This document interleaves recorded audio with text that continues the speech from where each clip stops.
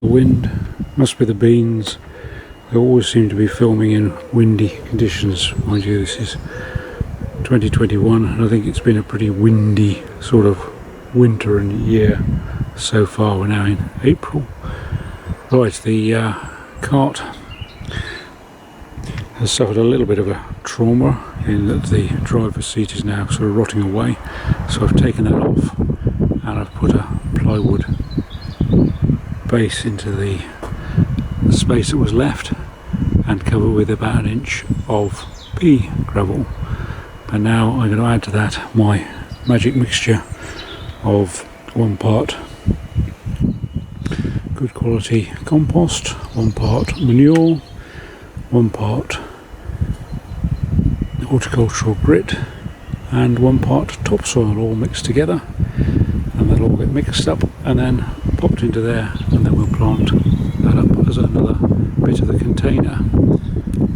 Those of you who remember when we planted, or I planted this cart up earlier on in the season, I tried an experiment with just putting the primroses in their little pots so then I could take them out when they finish flowering, and once the frosts have gone, which they haven't gone yet, we're in the south of England but it's still frosty at the end of April here at the moment, so I'm not going to put any geraniums or any plants like that out at the moment.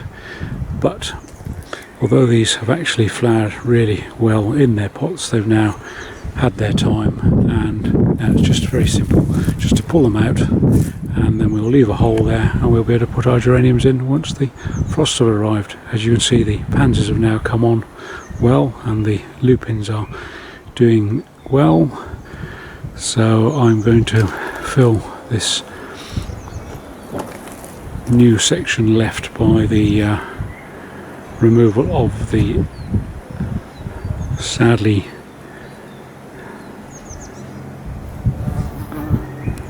dangerous and rotten driver's seat. And now fill that with 25ml of pea gravel, and I'm going to fill it with my magic mix of 1 part horticultural grit, 1 part of good quality compost, 1 part of manure and 1 part of topsoil, and that should grow virtually anything in it. Then I'll probably put lupins in there, and then maybe later on I'll put a few alpines, because then they'll go on a bit longer and save me having to keep replacing the items. In the front here, this is where we planted the primroses. Took them out of their pots and planted them directly into the soil. As you can see, most of them are still flourishing because they're probably able to get more moisture.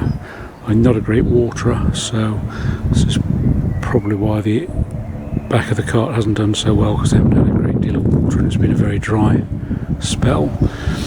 The parsley edging at the front is growing on. Anyway, so we will now tidy this up a bit and you'll see the interim results before we put some more bedding in when the frosts have departed. Right, so now I'm just taking the primroses and pots out of the cart, and we'll save those. And if you're on come out quite easily, but if you're on a modest income, then if you've got a little bit of space in your garden, you can dig those in to a bit of garden that you don't see very well and let them come on for next year, and then replant them in a prominent position in the spring next year. If you've got loads of money, then feel free to pass them on to somebody else who can use them, or support your local nursery garden centre and buy new ones next spring. Now, I've dragged the lupins that I grew in lockdown last year out of the greenhouse, and they've suffered traumas of frost and excessive heat and lack of water, and now they're locked, so they need to go into the garden. And believe it or not, that one and that one there were all planted at the same time as these, but it just shows how much better they've done in the open ground, as these plants are hardy and not susceptible to frost. The slugs and snails and buggy things do enjoy eating them, because they're quite soft and tender for them to eat on, and it's part of the reason why I'm going to plant them in this cart, because as it's up off the ground it does seem to have discouraged the snails and slugs etc. from living in it, so hopefully they'll stand a good chance. The only problem here is that they will need regular watering, because as the planter in the cart dries out, these will require a lot of moisture. So we'll see how they go on.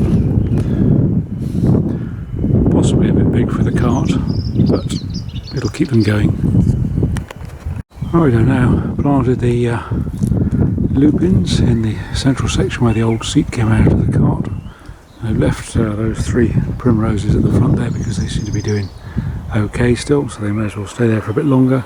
When the flowers die back, just cut them off, and it'll encourage them to produce more flowers, because that's what plants want to do. They want to produce flowers to produce seed to keep themselves going.